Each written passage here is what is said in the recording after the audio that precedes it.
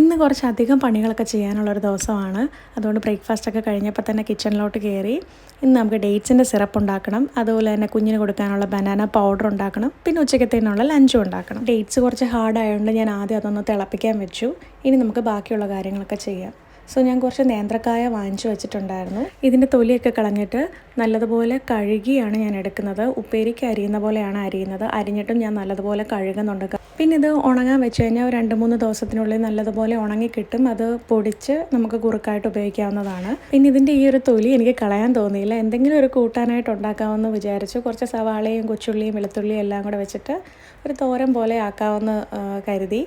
എന്തായാലും സാധനം നല്ല ടേസ്റ്റിയാണ്. പിന്നെ ഹെൽത്തിയാണെന്നുള്ളത് പറയേണ്ട ആവശ്യമില്ലല്ലോ. പിന്നെ ചോറ് വെച്ചു, മോരുകറി ഉണ്ടാക്കി, പിള്ളേർക്കുള്ള ഫുഡാക്കി, അവരെയും കഴിപ്പിച്ചു, ഞങ്ങളും ചോറുണ്ടു. അപ്പോഴാണ് ശരിക്കും ഞാൻ ആലോചിക്കുന്നത്, ഞാൻ തണുക്കാൻ വേണ്ടി മാറ്റി വെച്ച ആ ഡേറ്റ്സിൻ്റെ കാര്യം ഞാനത് ശരിക്കും മറന്നു പോയിട്ടുണ്ടായിരുന്നു. പിന്നെ അത് പോയി എടുത്ത് ഗ്രൈൻഡ് ചെയ്തിട്ട് ഞാനൊരു വലിയൊരു ചീനച്ചട്ടി എടുത്തിട്ട് അതിലിട്ട് കുറുക്കി എടുക്കുന്നുണ്ട്. ഞാനിത് അരിക്കുന്നൊന്നുമില്ല. നല്ലതുപോലെ ഒന്ന് കുറുക്കിയെടുത്തതിന് ശേഷം നമുക്ക് ഏതെങ്കിലും നല്ല ഗ്ലാസ് ജാറിലിട്ട് സൂക്ഷിക്കാവുന്നതാണ്. ഞാൻ മുന്നേ ഇത് ചെയ്തിട്ടുള്ളതാണ്. ഒരുപാട് നാൾ ഫ്രിഡ്ജ് വെച്ച് ഞാനത് ഉപയോഗിച്ചിട്ടുണ്ട്. ഒരു കേടും വരത്തില്ല.